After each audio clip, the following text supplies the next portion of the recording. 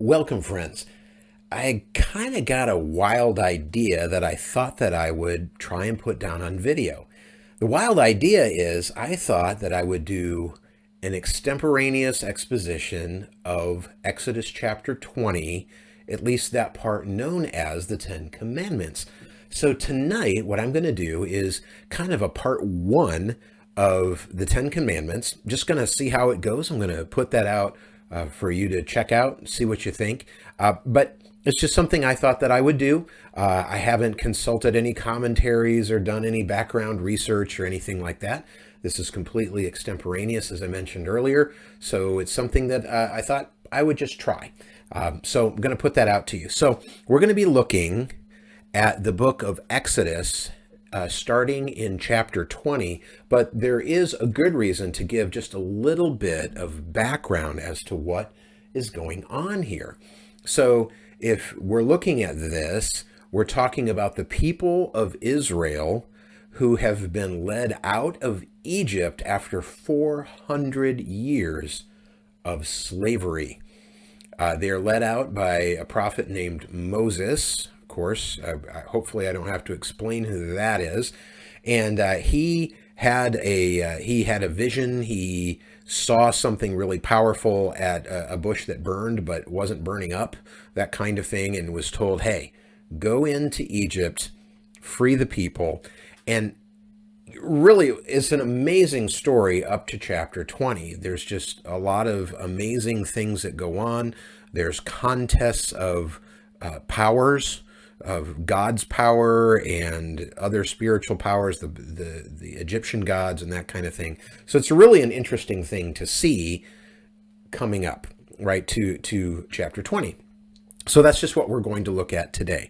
So let's start in Exodus chapter 20, verse 1, which is already packed with all kinds of interesting things. It says, "And God spoke all these words, saying," before we get to what God says, this is pretty important, because up till now we've had some narrative, and some of it has been what Moses has said, some of it has been what Pharaoh has said, some of it has been other people. But this is just trying to say, okay, we've kind of gotten away from what everybody else is trying to say, and we're saying this is what God, what Yahweh, the Lord, in this instance, this is what he has to say, and this is what he is bringing to the table here. So God spoke all of these words, saying, "I am Yahweh your God, who brought you out of the land of Egypt and out of the house of slavery." So here he's identifying himself to these people as the one. So far they'd heard from Moses, and Moses had talked to them about being led out of Egypt and out of slavery. But now God is talking to the people himself from the mountain and saying, "I am the Lord your God."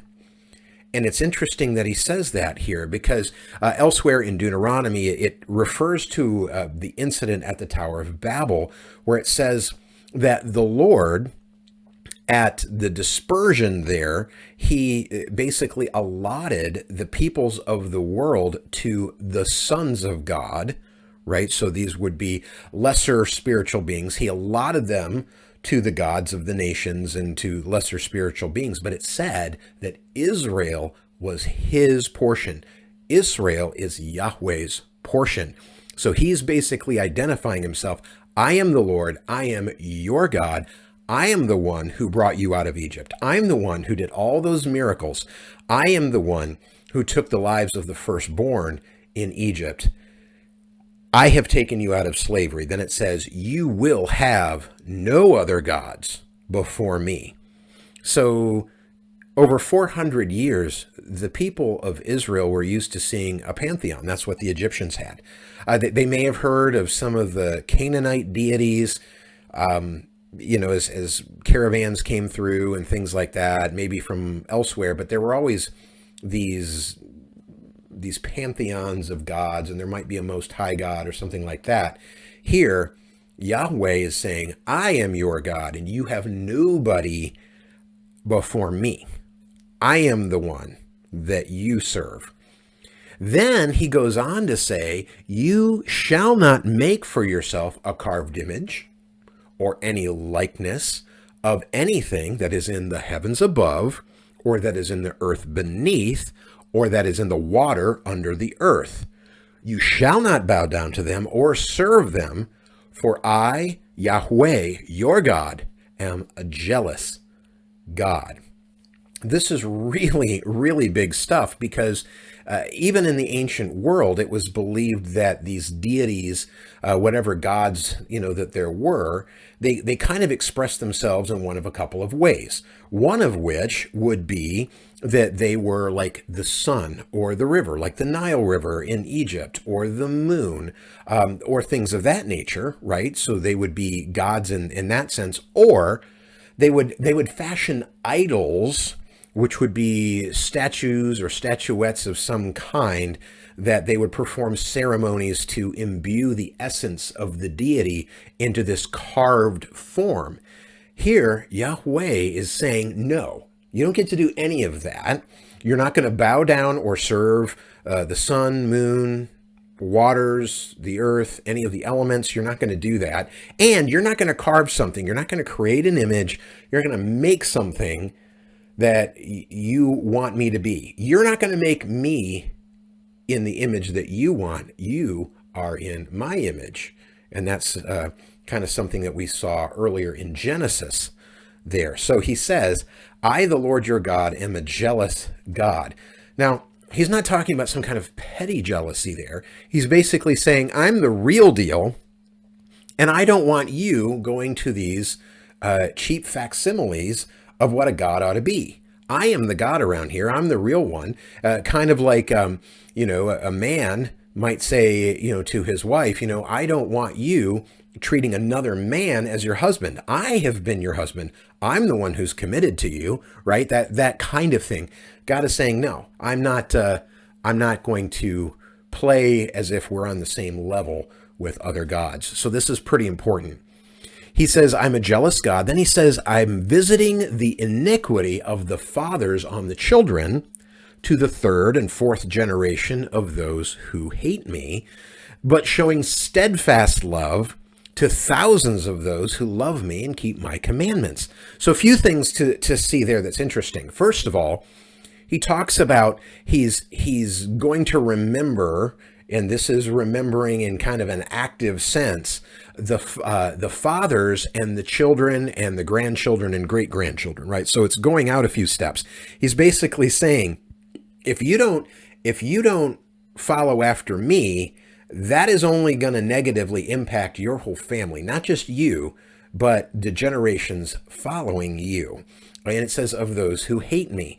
So this is interesting, because this is not just merely like a hate that we think of in the West, where we have an active hatred of something that we maybe dislike, or that kind of a thing. This is more the language of choice, right? If you don't choose me, if you're choosing these other gods and you're choosing those things, that is where this is not going to end well for you. This is going to go very, very badly. So he's saying, those who hate me, those who do not choose me, but choose these others, they're in trouble. And it's not just them, it's their whole family. But then what is even more powerful is he says, that's what's going on with those who are not going to serve me. That's what's going on with those who choose other gods and don't follow me. But those who do choose me, I'm going to show my, what he calls hesed. That's the Hebrew word, hesed, steadfast love, loyal love to thousands of generations of those who do two things, who love me, right? They have a devotion to me, and they keep my commandments. So these commandments that God is giving, he's saying there's a reward for you if you love me. We see elsewhere, right, the great commandment to love the Lord your God with all your heart. Well, here is where it is.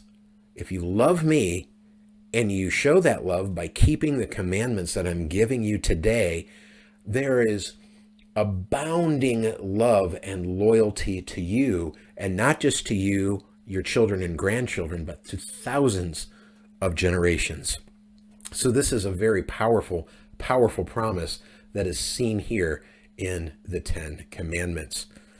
So then it goes to verse 7. You shall not take the name of the Lord your God, the name of Yahweh, right? Your God in vain, for Yahweh will not hold him guiltless who takes his name in vain. What does that mean? I've actually read some books on this. I think it's very fascinating because when it says to take the name, the underlying language actually says it like to lift the name or to wear the name. So he's basically saying, I am your God, you are my people, and now you wear my name as my people. Don't take that as a light or vain thing, right? If you went to plant a garden and nothing grew, you said you did all that work in vain. It was for nothing. He says, you don't wear my name for nothing, right? You don't treat being my people as a vain thing or as a nothing thing. So I'm not going to take it well, is what the Lord says here.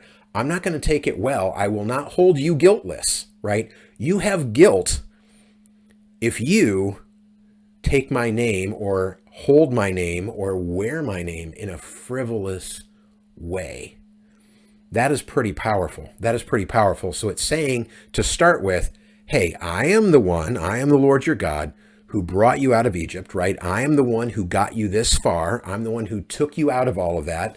I had the plagues on the nation of Egypt, really embarrassing their national gods. I drowned their army in the sea. I've done all of these things. I'm the one who did it. I am your God. You're only going to worship me. You're not going to try and turn me into what you want, whether that's a carved image or some kind of natural thing like the sun, moon, stars. You're not going to turn me into any of those things. You're going to worship me on my terms, not your terms, right? Is where he goes there. And then he says, beyond that, the way that we're going to get along here is that you wear my name, but this is not a vain thing. This is an important thing. This is a serious thing. And this is not a vanity. This is not some trifle, right? So we've gotten through verse 7.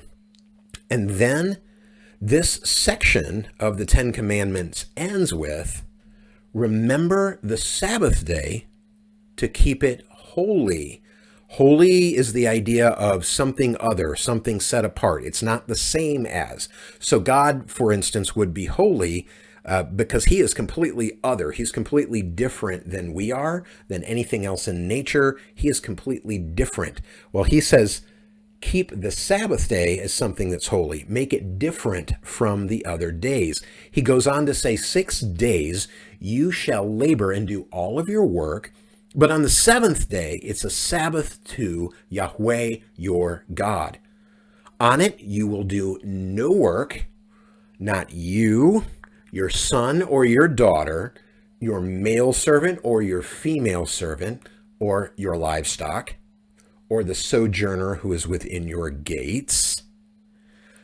How often do we want to pawn these things off? God kind of knows what's going on, and he understands how we will try and get around, and we'll try and skirt the letter of the law by saying, hey, I kept the Sabbath. It's just I had my son doing the work. Or really, well, it was my livestock. It was my ox, right? Because back then they didn't have machines like we have now. You know, they would say, oh, it was my animal. Or, oh, hey, no, it was this foreigner, right? There was a foreigner that I brought in, and he is the one who plowed the field or dug the well or did all these other things. They're the one that did the work, not me. I obeyed the Lord, right? He's not having any excuses. He's saying, you're going to hold this particular day as something separate, set apart for me. It's holy, and you don't get around it by having other people involved and just claiming that you were complying when really you were having others do it. God's not having any of that. He says, for in 6 days, the Lord made the heaven and the earth, the sea, and all that is in them, and rested on the seventh day. Therefore, Yahweh blessed the Sabbath day and made it holy. He's going back to the creation order, and he's making the people remember the creation order every week. He's basically bringing them back to basics and saying, this is where it all starts. I am the one who created the sun, moon, and stars. I am the one who created the land and the sea. I am the one who did all of these things. And by having this set apart day every week, they are reliving that creation narrative every single week. And it is a consistent reminder to them of who the God is around there, who is the creator, who is the sustainer, and who is the one that they are wearing his name. So this has just been part one of this extemporaneous talk on the Ten Commandments. I hope that this is something that's any good. Hopefully, maybe you learned something. If so, you can drop a note or a comment, and I'll be happy to see what people got out of this. These are the commands where God is talking about how he wants his people who just spent 400 years in slavery, how he wants them to act. It's going to be very different than the nations around them, very different from the world around them. So this is how they are interacting from person to God, right? That. In the next part of this, it's going to be how we interact person to person with one another. And we're going to see how important that is as we get into the next step. But for now, I hope you enjoyed this. Go ahead and click like if you did like this, and we will talk to you again soon. Thanks.